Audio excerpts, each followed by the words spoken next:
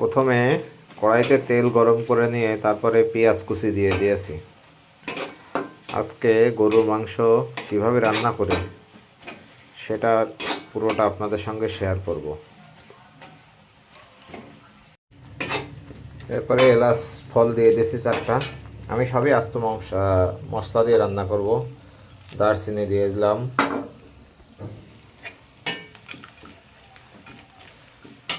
এরপরে হলুদের গুঁড়া দেব। হলুদের গুঁড়া দিয়েছি। এবার দেব শুকনো মরিচের গুঁড়া।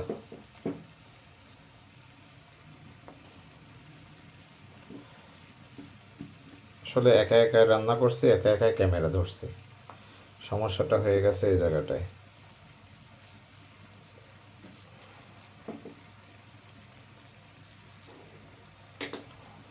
মরিচের গুঁড়াটা একটু বেশি দিলাম, কারণ মরিচের গুঁড়াটা খুব একটা ভালো না।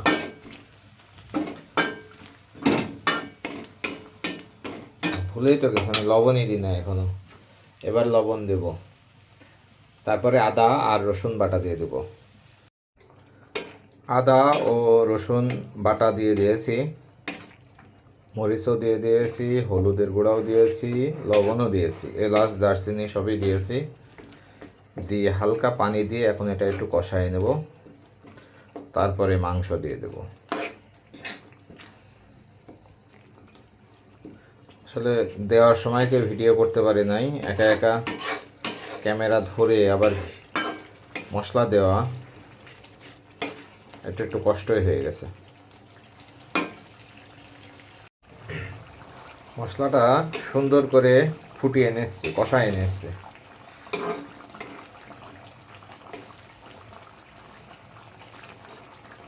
এটা আর একটুখানি কষানো হলে তারপরে মাংস দেব।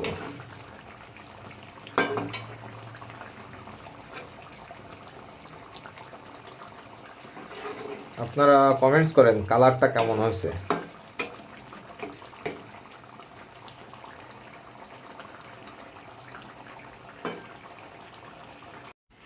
মাংস দিয়ে দিয়েছি, এবার মাংসটা সুন্দর করে নেড়ে দিতে হবে যাতে পুরো মাংসটা মশলা মাখানো হয়ে যায়।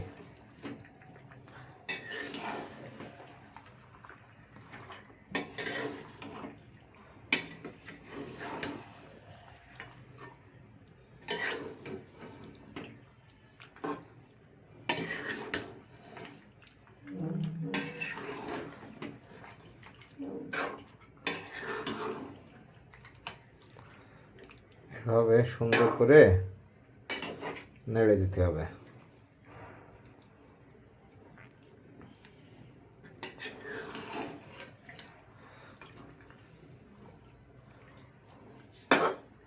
নতুন করে আর কষানোর কোনো পানি দেওয়া লাগবে না। এখন মাংসটা মাংস থেকে তেল বের হবে, পানি বের হবে, যেটুকু বের হবে ওইটুকুতে মাংসটা ইনশাল্লাহ সিদ্ধ হয়ে যাবে।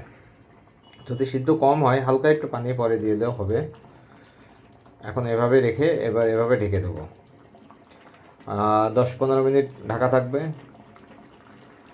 এর মধ্যে মাঝে মাঝে ঢাকনাটা তুলে নেড়ে দিতে হবে, না হলে নিচে লেগে যেতে পারে। ঢাকনা তুলে এভাবে মাঝে মধ্যে একটু নেড়ে দেবেন, তাহলে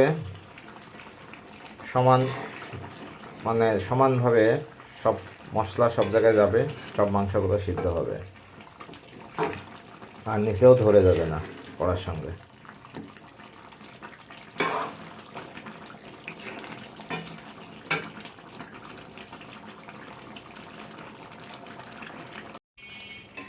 মাংস কষানো চলতেছে, কষানো পানি শুকিয়ে গেছে প্রায়,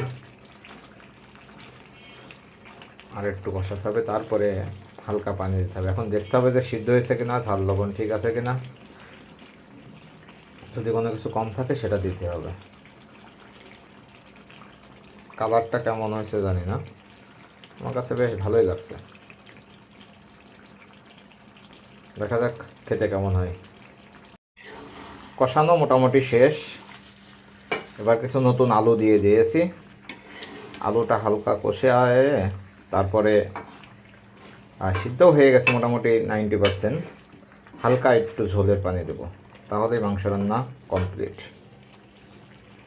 আমার কাছে মনে হয় দুনিয়ার সব থেকে সহজ রান্না হচ্ছে মাংস রান্না করা, সেটা যে কোনো মাংস। ফাইনালি রান্না কমপ্লিট।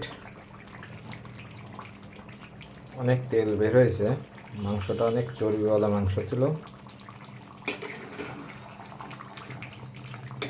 এগুলো আবার আপনারা ডিম ভাবেন না, এগুলো হচ্ছে আলু, নতুন আলু। বাজারের নতুন আলু আমার মাংসের ভিতরে খুব মজা লাগে, এই জন্য ওটা নতুন আলু দিয়েছি। আলহামদুলিল্লাহ, ঝাল লবণ সব কিছু একবারে ঠিক হয়েছে। খেতেও হয়তো ইনশাল্লাহ ভালো হবে।